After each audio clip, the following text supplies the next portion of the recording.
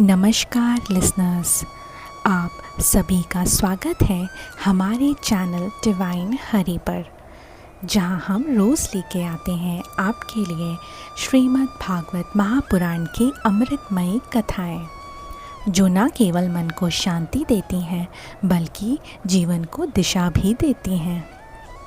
यदि आपने पिछला भाग स्कंद 4 अध्याय 16 नहीं सुना है तो उसका लिंक आपको डिस्क्रिप्शन पर मिल जाएगा, उसे भी अवश्य सुनें ताकि आपको पूरी कथा का क्रम समझ में आ सके।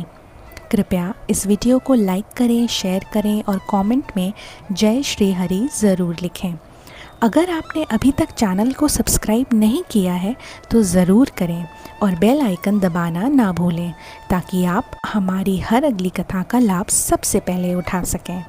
तो चलिए आज की यात्रा को हम प्रारंभ करते हैं और बढ़ते हैं अपने अगले अध्याय की ओर। ओम नमो भगवते वासुदेवाय। श्रीमद् भागवत महापुराण स्कंद 4 अध्याय 17, जिसका नाम है महाराजा पृथु का पृथ्वी पर कुपित होना। जब महाराजा पृथु का राज्य अभिषेक हुआ और उन्होंने सभी वणों, सेवकों और मंत्रियों और प्रजा का यथोचित सत्कार किया, तब पृथ्वी पर अन्न का अभाव हो गया। लोग भूख से तड़पने लगे, शरीर सूख गए। प्रजाजनों ने महाराज पृथु से विनती की, हे राजन, हम आपकी शरण में आए हैं, कृपया हमें अन्न दीजिए। राजा पृथु चिंतन में डूब गए। आखिरकार अन्न कहाँ चला गया? उन्होंने जाना कि पृथ्वी माता ने ही अन्न के बीजों को अपने अंदर छिपा लिया है। इससे क्रोधित होकर वे धनुष बाण लेकर पृथ्वी को लक्ष्य बनाकर निकल पड़े। जब पृथ्वी माता ने देखा कि पृथु अब उसे मारने को तत्पर है, तो वह गौ का रूप धारण करके त्रिलोक में भागने लगी।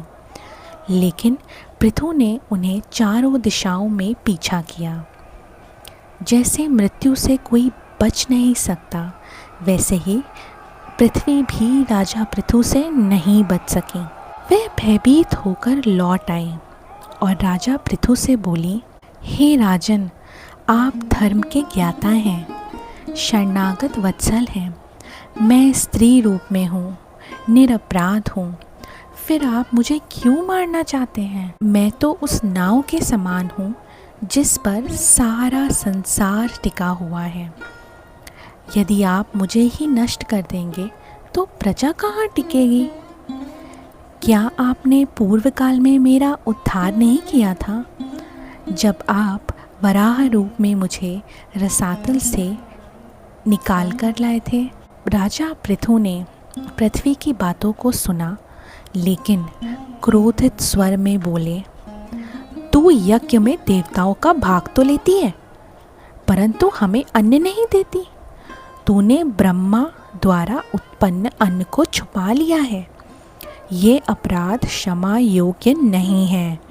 मैं तेरे टुकड़े टुकड़े कर दूंगा ताकि प्रजा को राहत मिल सके। पृथ्वी ने बहुत ही नम्र प्रार्थना की राजा पृथु से और कहने लगी, आप तो भगवान हैं, परम पुरुष हैं, इस सृष्टि के कर्ता हैं। आपकी माया से ही ये त्रिगुणात्मक जगत चल रहा है। मैं आपकी शरण में हूँ, कृपया मेरी रक्षा कीजिए। जो भक्त आपकी आराधना करते हैं, मैं उन्हें भी नमस्कार करती हूँ। वह बार बार राजा पृथु से क्षमा मांगती रही, लेकिन पृथु अपने निर्णय में अडिग थे, क्योंकि उन्हें प्रजा की भूख शांत करनी थी। तो लिसनर्स, आज की ये कथा एक बहुत ही अद्भुत कथा थी।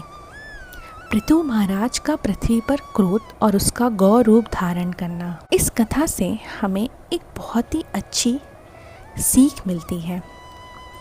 जब भी समाज में संकट आता है, तब एक सच्चा राजा वही होता है जो अपने स्वार्थ से ऊपर उठकर प्रजा की भलाई के लिए कठोर निर्णय लेने को भी तैयार हो जाए।